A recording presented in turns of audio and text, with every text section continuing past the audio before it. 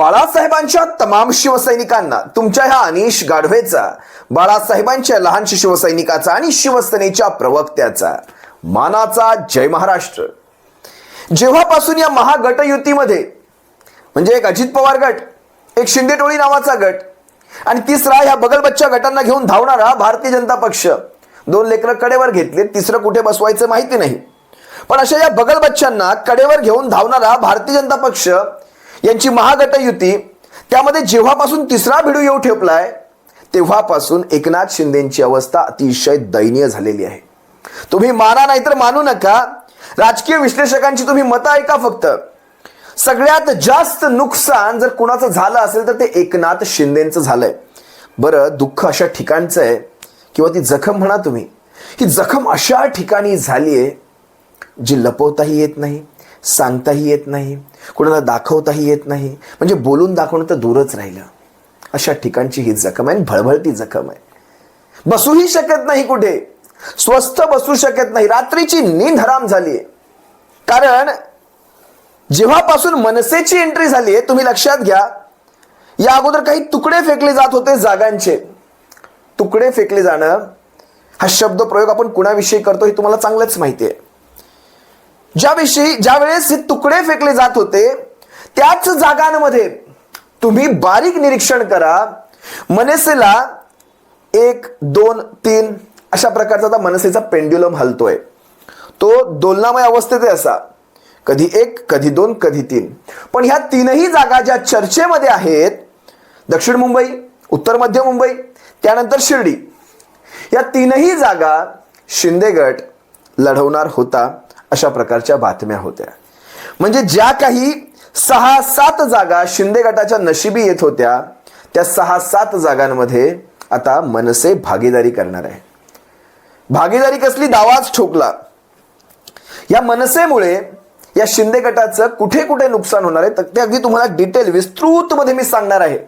बारीकान बारीक गोष्ट मी तुमच्या सर्वांसमोर घेऊन येईल, पण त्या अगोदर लक्षात घ्या, मनसे अशा परिस्थितीमध्ये सध्या आहे, मनसे अशा लेवलला आहे ज्या ठिकाणी मनसे काहीच गमवत नाहीये। कारण मनसेकडे गमावण्यासारखं काहीच नाहीये। तुम्ही जर पाहिलं असाल, 2009 ला 11 जागांवर लढलेली मनसे 2014 ला 10 जागांवर लढते, 2019 ला 0 जागांवर लढते। मी लोकसभेचं सांगतोय, 2019 ला 0 जागांवर लढलेली मनसे। त्यामुळे मनसेकडे ना कुठला खासदार होता, ना मनसेकडे कुठले एकदम टॉप लेवलचे कॅन्डिडेट होते, असं काहीच नाहीये मनसेकडे। आणि त्यातही 1 2 किंवा 3 जरी जागा मिळाल्या, जे काही मिळेल ते शिंदे गटाच्या कोट्यातनं, ते मनसेसाठी एक लॉटरीच असणार आहे।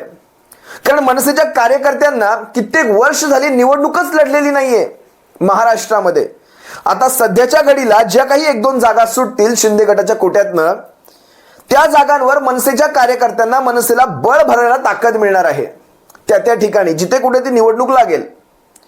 म्हणजे मनसे आपल्या कार्यकर्त्यांना बळ भरण्यासाठी या सगळ्या परिस्थितीचा उपयोग करून घेईल। आणि शिंदे गटाकडे अशी परिस्थिती आहे, जे त्यांचे विद्यमान खासदार आहेत त्यांना देखील शिंदे गटाला जागा मागवून घेता येत नाहीत। इतकी त्यांची दयनीय अवस्था। मग विचार करा, ज्यावेळेस विधानसभेच्या खऱ्या अर्थाने निवडणुका लागतील, ज्यावेळेस मनसे, बारीक विचार करा, आज लोकसभेमध्ये एकही खासदार नाहीये, तरी देखील 1 2 3 जागांचा आग्रह जर मनसे धरू शकते, तर विधानसभेमध्ये मनसे काय करेल? आणि अशा ठिकाणी भारतीय जनता पक्ष जाणून बुजून मनसेचा विचार करेल जिथे शिंदे गटाचे आमदार असतील।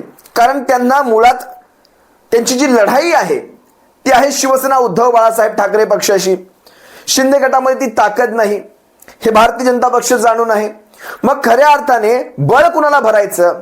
भारतीय जनता पक्ष कुठेही हाही विचार करत नाही की मनसे जिंकली पाहिजे, शिंदे गट जिंकला पाहिजे।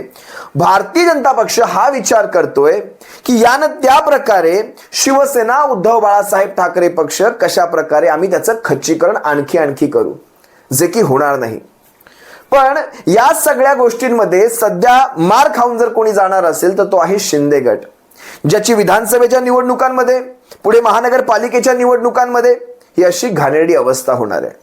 आता मी तुम्हाला एक मुद्दा, ज्याच्यावरून मनसे आणि शिंदे टोळीमध्ये भविष्यात मोठे वाद उद्भवणार आहेत, ते सारे मुद्दे तुम्हा सर्वांसमोर घेऊन येतो। का एकनाथ शिंदे मनसेला घाबरतायत किंवा मनसेला या महागट युतीमध्ये आणण्यापासून एकनाथ शिंदे त्यांची का टरकते याचं तुम्हाला कारण तुमच्या सर्वांसमोर घेऊन येतो. भयंकर चलबिचल चालू आहे.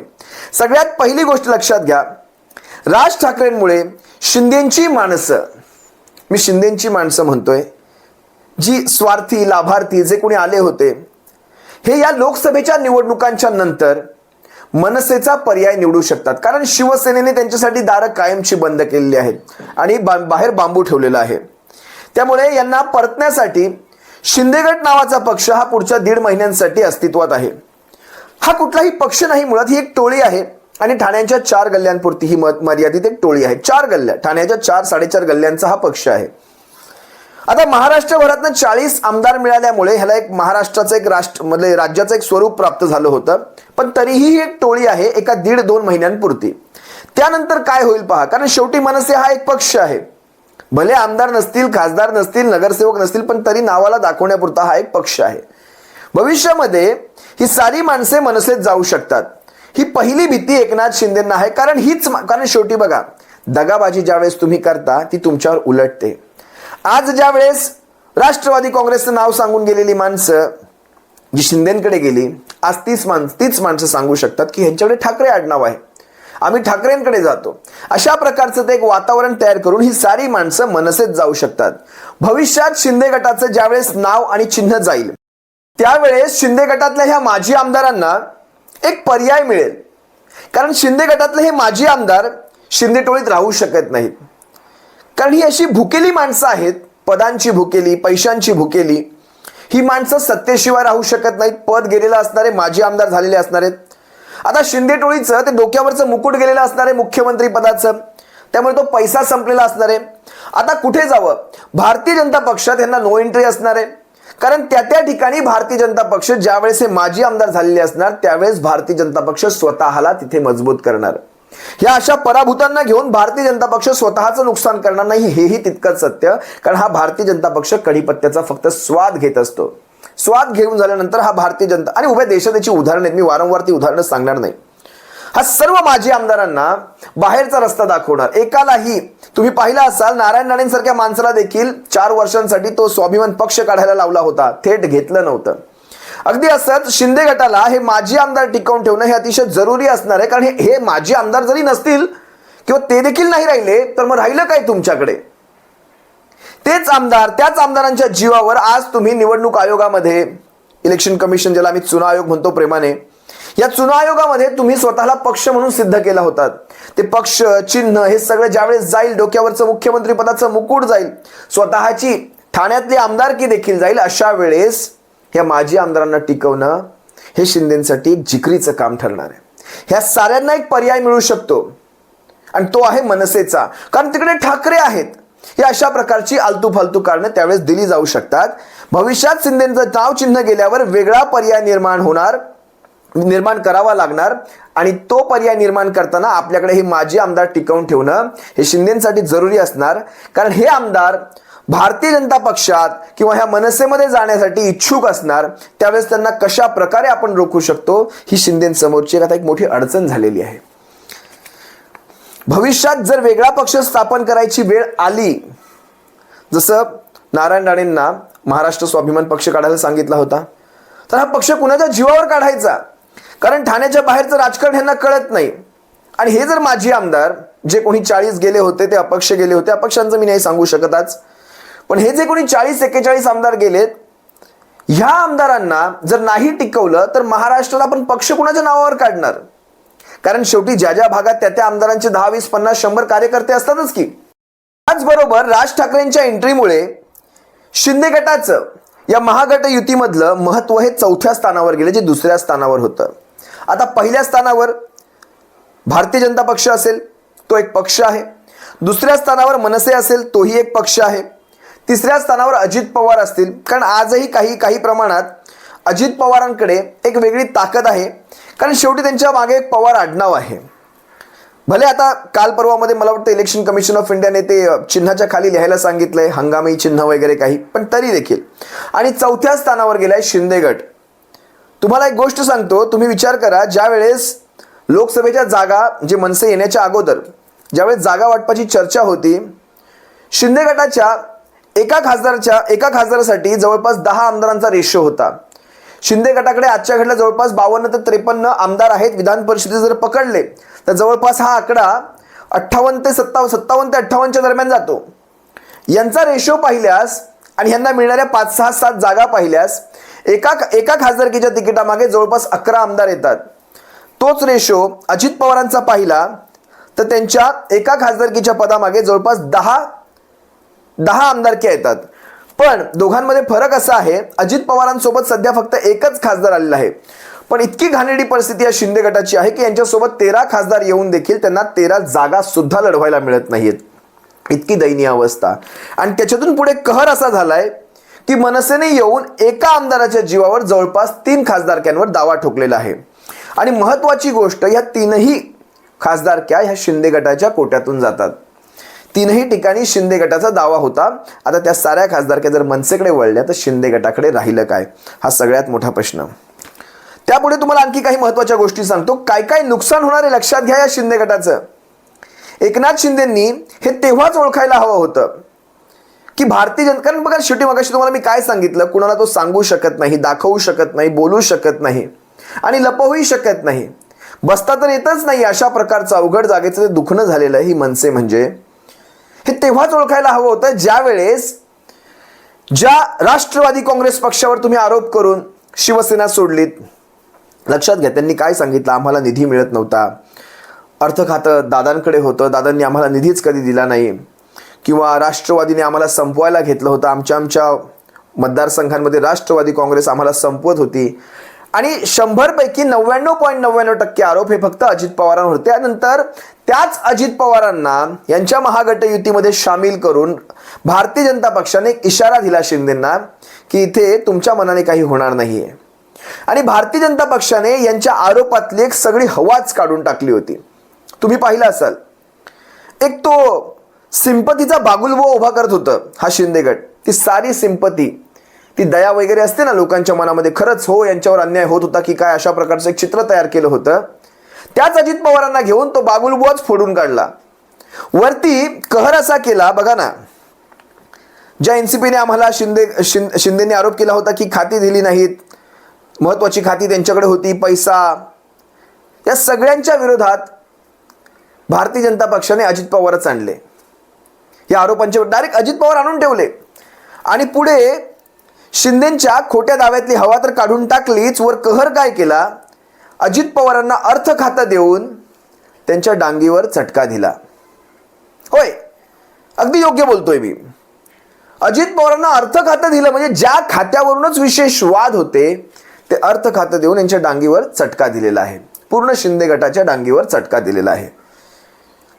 शिरसाट आणि केसरकराचं तोंड मला अजूनही आठवतं. ते शिरसाट आणि केसरकराचं तोंड बघण्यासारखं झालं. कारण मला वाटतं शिरसाटाने एकच दिवस आधी स्टेटमेंट केलं होतं, अजित पवार जर आमच्या सोबत आले तर आम्ही महायुतीत राहणार नाही वगैरे वगैरे काहीतरी वल्गना केल्या होत्या. यांनी वल्गना कराव्या, या शिरसाटांनी. सोडून देतो विषय, या असल्या माणसांना बोलूही नाही. यांचे प्रवक्ते जवळपास, शिंदे टोळीचे प्रवक्ते ज्यावेळेस अजित पवार आले होते त्यावेळेस जवळपास 13 दिवस अज्ञातवासात होते. जवळपास 13 दिवस यांचे प्रवक्तेच गायब. कुणाचं 13वं घालून आले होते माहिती नाही, कारण शेवटी कारण ही अशीच द्यावी लागतात. 13वं होतं, कोणतरी गेलं होतं, त्याचे 13 दिवस जरा अज्ञातवासात बसलो होतो. बीजेपीने तुम्ही विचार करा, जागा वाटपात देखील आता मनसेला ज्या प्रकारच्या जागा त्यांनी मागितली, दक्षिण मुंबईची असेल, त्यांनी कुठेही नेगेटिव्ह दाखवलेलं नाहीये बीजेपीने अजून देखील. पण होय, बीजेपीने स्वतःची कुठली जागा अजून त्यांच्यासाठी उघड केलेली नाहीये. आज अवस्था अशी आहे, खरं पाहायला गेलं तर तुम्हाला अजूनही एक आतली गोष्ट सांगतो. बीजेपी असेल, शिंदे गट असेल, अजित पवार गट असेल, मनसे असेल, या सगळ्यांमध्ये जागा वाटप अजून कुठल्याही जागेच्या बाबतीत त्यांनी एक श्युअरिटी दिलेली नाहीये, खात्री दिलेली नाही की ही जागा याला सुटेल. कारण त्यांना अजून हेही माहीत नाही की अजून किती इंजिनं जोडायची आहेत, अजून महाराष्ट्राच्या राजकारणात किती जास्त घाणेरडा चिखल करायचं आहे, अजून हे देखील यांना माहीत नाही. मी मगाशी तुम्हाला सांगितलं, महाराष्ट्रामध्ये सत्तेत राहण्यासाठी 47% पुढचं मतदानाचा तो आकडा तुमच्याकडे लागतो. भारतीय जनता पक्ष या सगळ्या बगलबच्च्यांना घेऊन अगदी मनसे सकट हा आकडा 28 ते 29% पार करत नाहीये. 47% कुठून आणणार? आणि शिवसेना, राष्ट्रवादी काँग्रेस, काँग्रेस पक्ष, वंचित बहुजन आघाडी आणि इतरांचं मिळून हा आकडा जवळपास 58 ते 59% पुढे जातो. जिथे महाराष्ट्रात सत्ता स्थापनेसाठी फक्त 47%, 50 पकडा जास्तीत जास्त ऑन एन ॲव्हरेज घ्या, आपण जवळपास 8 ते 9% अप आहोत. हे अशा प्रकारचं वातावरण असताना भारतीय जनता पक्ष अजूनही विचारत आहे मी कुणाकुणाला फोडू शकतो. या सगळ्या फोडाफोडीच्या राजकारणात भारतीय जनता पक्ष जराही विचार करणार नाही की एकनाथ शिंदेंना आमच्याविषयी काय वाटतं, एकनाथ शिंदे जर नाराज झाले तर आम्हाला त्याचा काही फटका पडेल का. तर एकनाथ शिंदे नाराज होऊन तुम्हाला काहीही फटका पडत नाही. भारतीय जनता पक्ष त्यांना हे माहिती आहे चांगलं. शेवटी एखादा ठाकरे ब्रँड उभा करायचा आणि ठाकरेंच्या विरुद्ध ठाकरे उभे करून शिवसेनेच्या आरोपांमध्ये कुठेतरी लोकांचं लक्ष डायव्हर्ट करायचं. कारण शेवटी हे काय करणार, घरातले वाद दाखवायचा प्रयत्न करणार, खोटे नाटे आरोप करायचा प्रयत्न करणार. हे प्रचार प्रमुख असतील या भारतीय जनता पक्ष आणि या महागटयुतीचे प्रचार प्रमुख असतील. हे सगळ्या लोकांचं लक्ष तिकडे डायव्हर्ट करून इकडे तुम्हाला आपला तो कार्यक्रम वाजवून न्यायचा असणार. यासाठी या मनसेची याच्या सगळ्यामध्ये एंट्री असणार आहे. ठीक आहे, काही हरकत नाही. पण शिंदे गटाची अवस्था अतिशय बिकट असणार आहे, यामध्ये मात्र दुमत नाही. पाहूयात आता नेमकं काय घडतंय. ज्यावेळेस नाव चिन्ह जाईल त्यावेळेस शिंदे गट स्वतःचं काय नाव ठेवेल तुम्ही जरा कमेंटमध्ये मला सुचवा. ज्यावेळेस नाव आणि चिन्ह गेलेलं असेल, हे सगळे 40 आमदार माजी झालेले असतील, डोक्यावर मुख्यमंत्री पदाचा मुकुट नसेल, आजूबाजूला कार्यकर्ते नसतील, टोळीही म्हणावं की नाही इतपत ह्यांची पत येऊन ठेपलेली असेल, त्यावेळेस ह्या शिंदे गटाचं नाव काय ठेवावं किंवा नाव काय असावं हे जरा तुम्ही मला सर्वांनी कमेंटमध्ये सांगा. तुर्तास तुम्हा सर्वांची रजा घेतो. सप्रेम जय महाराष्ट्र. बाळासाहेबांच्या शिवसैनिकांनो काळजी घ्या. जय महाराष्ट्र.